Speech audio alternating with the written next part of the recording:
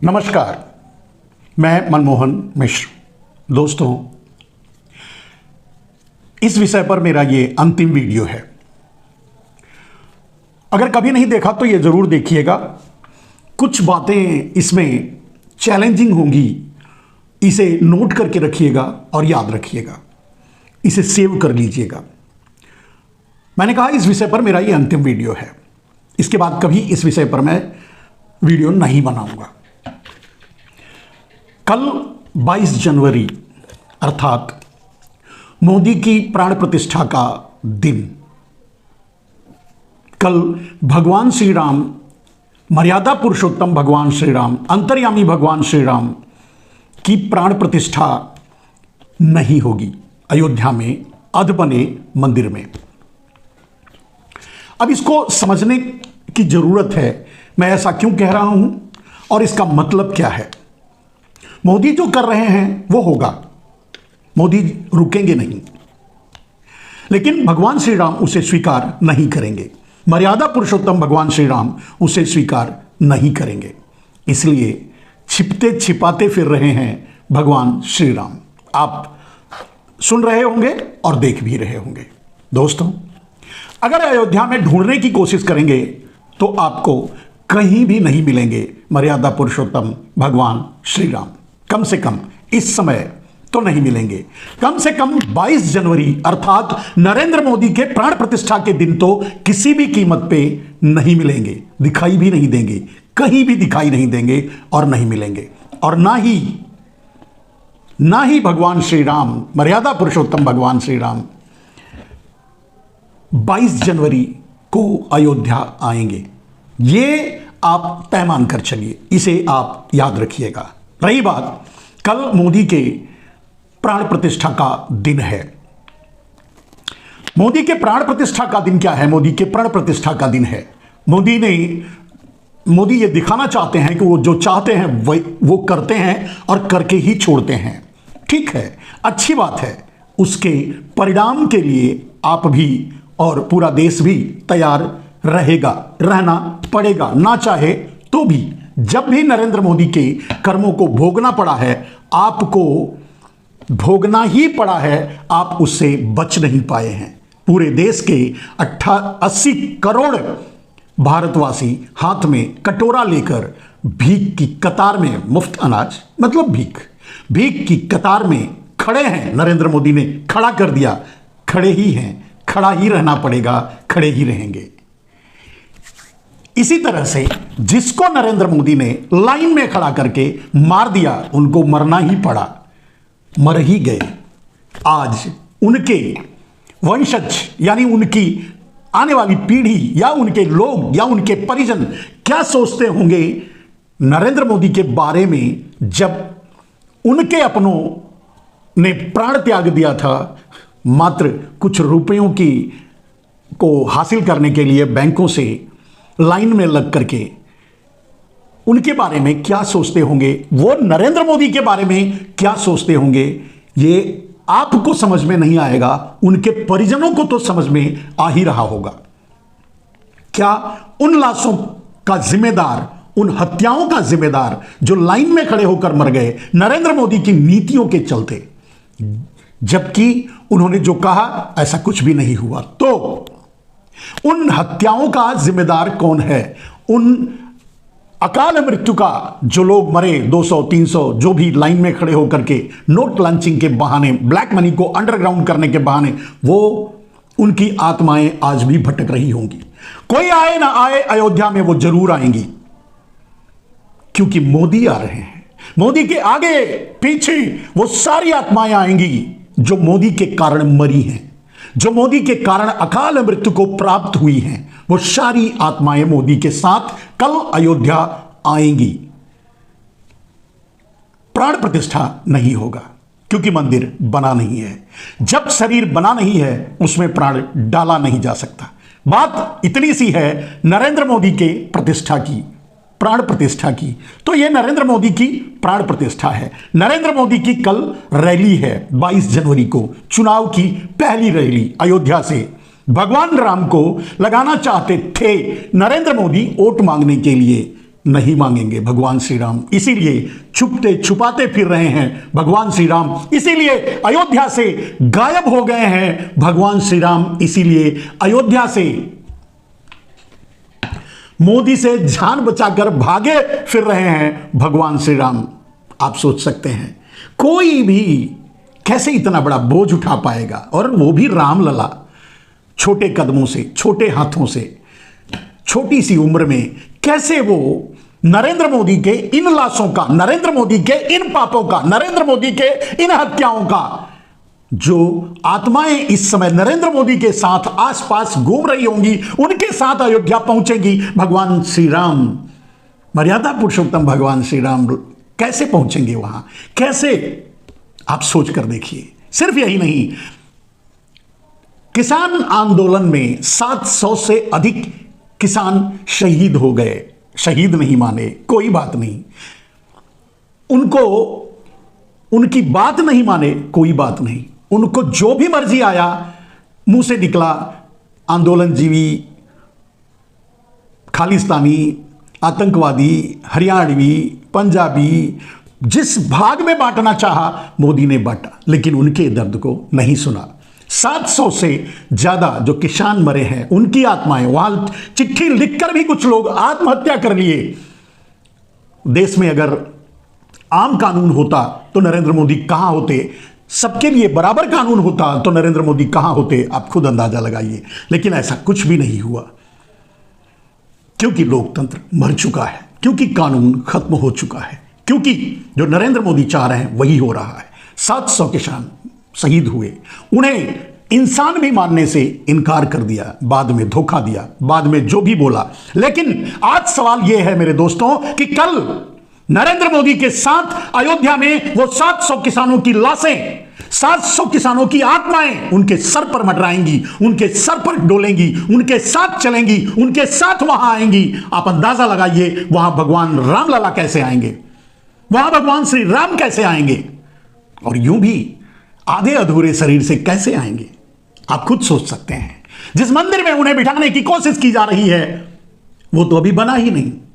हां, राजनीतिक मंदिर, नरेंद्र मोदी के मंसूबे का मंदिर, नरेंद्र मोदी के सपनों का मंदिर, नरेंद्र मोदी के इच्छाओं का मंदिर, नरेंद्र मोदी के षड्यंत्रों का मंदिर जरूर बन चुका है, और उसमें मोदी प्राण डाल रहे हैं, अपनी प्राण प्रतिष्ठा कर रहे हैं चुनाव जीतने के लिए।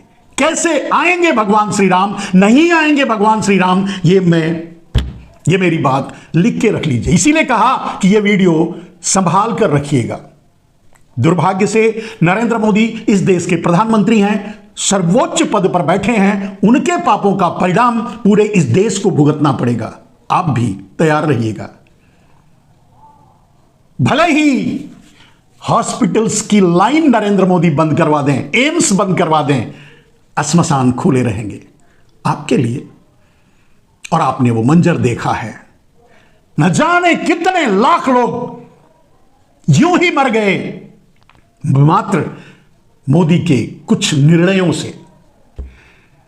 वो आत्माएं भटकती होंगी, वो आत्माएं आएंगी जिनके शरीर को अंतिम संस्कार भी नहीं मिला था, जो ऐसे ही रोड पर, ऐसे ही पानी में सड़े कुत्ते खाए, उनकी आत्माएं कहां भटक रही होंगी? मोदी के सर पे मंडरा रही होंगी, मोदी के साथ साथ चल रही होंगी। जहां मोदी जा रहे होंगे वो आत्माएं साथ साथ चल रही होंगी। आप सोच के देखिए, जब मोदी अयोध्या आएंगे तो उनके साथ वो आत्माएं आएंगी जो काल के गाल में समा गए थे।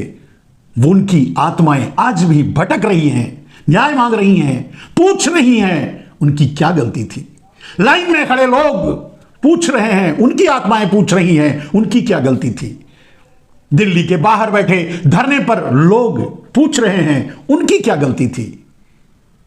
उनकी आत्माएं पूछ रही हैं उनकी क्या गलती थी। इसीलिए वो नरेंद्र मोदी के आसपास साथ चल रही हैं। ढोंग कर सकते हैं नरेंद्र मोदी, नाटक कर सकते हैं नरेंद्र मोदी, नौटंकी कर सकते हैं नरेंद्र मोदी। हम और आप बहल सकते हैं, भटक सकते हैं, नासमझ बन सकते हैं, कुछ भी हो सकता है हम और आप, लेकिन वो आत्मा है, वो आत्माएं हैं जो अकाल मृत्यु को प्राप्त हुई हैं, नरेंद्र मोदी की दी हुई मृत्यु को प्राप्त हुई हैं, वो आत्माएं नरेंद्र मोदी के सर पर चढ़कर बोलेंगी, सर पर चढ़कर चल रही होंगी, उनके साथ चल रही होंगी, वो कल अयोध्या जरूर आएंगी। कैसे आएंगे भगवान श्री राम? कैसे स्वीकार करेंगे नरेंद्र मोदी का छूना भगवान श्री राम? कैसे स्वीकार करेंगे मर्यादा पुरुषोत्तम भगवान श्री राम? कौन था लाइन में खड़ा हुआ? क्या भगवान श्री राम बता सकते हैं कि लाइन में खड़े हुए लोग रावण थे, कुंभकर्ण थे, मेघनाथ थे, राक्षस थे? कौन थे? एक आम इंसान थे, एक आम आदमी थे। कौन थे दिल्ली के बाहर बैठे हुए उन किसानों में जो 700 से ज्यादा अकाल मृत्यु को प्राप्त हुए? कौन थे? कोई राक्षस थे? नहीं ना। जिसका विनाश भगवान श्री राम ने किया हो? नहीं ना। मोदी की दी हुई मृत्यु को प्राप्त हुए थे। उनकी आत्माएं आज नरेंद्र मोदी के साथ चल रही होंगी। उनकी आत्माएं नरेंद्र मोदी के साथ अयोध्या आएंगी। बच के रहना अगर आप जा रहे हैं तो। वो आत्माओं को आप नहीं देख पाओगे, वो आत्माएं आपको जरूर देखेंगी। वो आत्माएं नोट भी करेंगी। वो आत्माएं हैं गोधरा से लेकर इसी राम मंदिर के कारण कार सेवकों को जलवा दिया गया। और अब तो शंकराचार्य भी बोल चुके हैं इससे पहले कि अगर गोधरा में वो कांड नहीं हुआ होता, गोधरा में कार सेवकों को जलवाया नहीं गया होता, तो नरेंद्र मोदी आज प्रधानमंत्री नहीं होते, नरेंद्र मोदी दोबारा मुख्यमंत्री नहीं होते, तो आज यहां तक नहीं पहुंचते। गोधरा से लेकर गलवान तक, पुलवामा के बारे में कल भी परसों भी रोज उनके अपने ही सतपाल मलिक के बयान को आप सुन लीजिए। अगर उससे बात समझ में नहीं आती है तो रिकॉर्ड उठाकर देख लीजिए कि जितनी भी भारत में आतंकवादी घटनाएं हुई हैं उसके 3 से 6 महीने के अंदर भारत में चुनाव हुए हैं। मेरे दोस्त, आज नरेंद्र मोदी पुलवामा नहीं करवा पाए हैं, इसलिए राम का सहारा ले रहे हैं, राम के नाम का सहारा ले रहे हैं, राम को घसीटना चाहते हैं अपनी राजनीति में। नहीं आएंगे राम, छुप जाएंगे राम, किसी भी कीमत पे अयोध्या में नहीं आएंगे राम। कल 22 जनवरी को यह मेरी बात आप लिख के रख लेना, भ्रम में मत रहना। लेकिन वो आत्माएं जरूर होंगी वहां जो नरेंद्र मोदी के कारण, नीतियों के कारण, नरेंद्र मोदी के चलते अकाल मृत्यु को प्राप्त हुई हैं। वो आत्माएं नरेंद्र मोदी के साथ अयोध्या जरूर आएंगी, देख लेना। इसका प्रायश्चित जो अनर्गल, जो अनर्थ किया जा रहा है नरेंद्र मोदी के हाथों, अधूरे मंदिर में प्राण प्रतिष्ठा, शंकराचार्यों का अपमान, जिन्होंने धर्म को अब तक बचाए रखा आतंक, बाहरी आक्रांताओं से भी, सोच के देखिए उनका भी अपमान, किसी को नहीं छोड़ा। कोई आए ना आए, भले ही नरेंद्र मोदी अकेले आए, अपनों को ना ले आए, कोई बात नहीं, लेकिन वो आत्माएं जरूर आएंगी नरेंद्र मोदी के साथ, और वो पहचानेंगी आपको जब वहां आप मिलोगे, क्योंकि वहां माफिया अडानी भी होगा, ड्रग माफिया अडानी भी होगा। ऐसे बहुत से पापी होंगे, बलात्कारी होंगे, आप जानते हैं, व्यापारी होंगे जो देश को लूटे हैं, लूट रहे हैं, आप जानते हैं। वो नरसंहारी भी होंगे जो आज 80 करोड़ लोगों के हाथों में भीख का कटोरा थमा दिया है, आप जानते हैं। कौन है इसके लिए जिम्मेदार? वो आएंगे, कोई आए ना आए, वो आएंगी, और वो आत्माएं वहां जरूर आएंगी और उनको पहचानेंगी। बचना, सोचना, समझना। क्या मर्यादा पुरुषोत्तम भगवान श्री राम ये बात नहीं जानते होंगे क्या मर्यादा पुरुषोत्तम भगवान श्री राम अंतर्यामी जिन्हें कहा जाता है, घट घट में रहने वाले, आपके हमारे दिलों में रहने वाले, बताने की जरूरत नहीं, सब कुछ जानने वाले यानी अंतर्यामी, उन्हें पता नहीं है गोधरा से गलवान तक, उन्हें पता नहीं है लाइन में खड़े करके मारने पर, उन्हें पता नहीं है किसानों को मौत देने पर, उन्हें पता नहीं है नरेंद्र मोदी के षड्यंत्रों पर, उन्हें पता नहीं है नरेंद्र मोदी की राजनीति पर। क्या उन्हें पता नहीं है कि 22 जनवरी उनकी प्राण प्रतिष्ठा नहीं, नरेंद्र मोदी की प्राण प्रतिष्ठा हो रही है? क्या उन्हें पता नहीं है? नहीं है तो अंतर्यामी कैसे? और अगर अंतर्यामी है तो उन्हें पता है नहीं आएंगे भगवान श्री राम कल अयोध्या में। नरेंद्र मोदी अपने हट को पूरा कर सकते हैं, अपने अहंकार को पूरा कर सकते हैं, अपनी राजनीति साध सकते हैं, अपना चुनावी एजेंडा सेट कर सकते हैं, राम के नाम पर वोट मांग सकते हैं, लेकिन भगवान श्री राम ये काम नहीं करेंगे, ये गलती नहीं करेंगे, ये भूल नहीं करेंगे। भगवान श्री राम जरूर ये देखेंगे।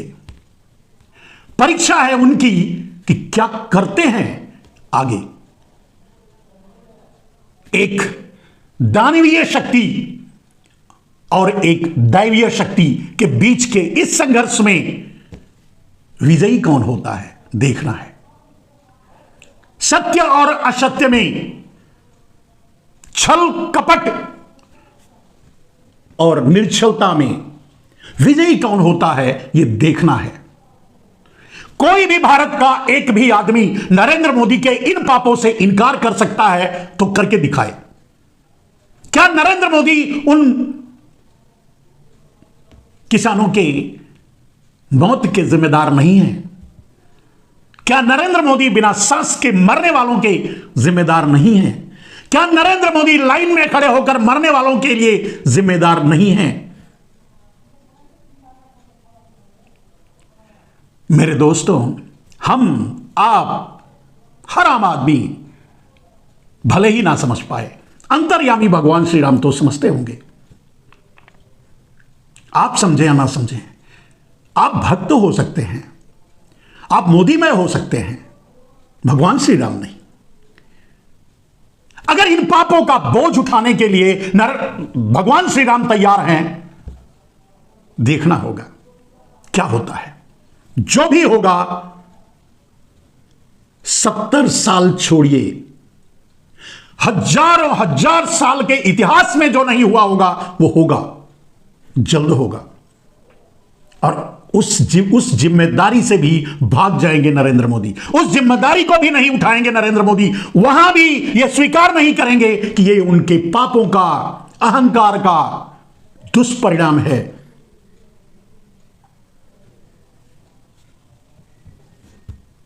अंधे हो चुके हैं नरेंद्र मोदी।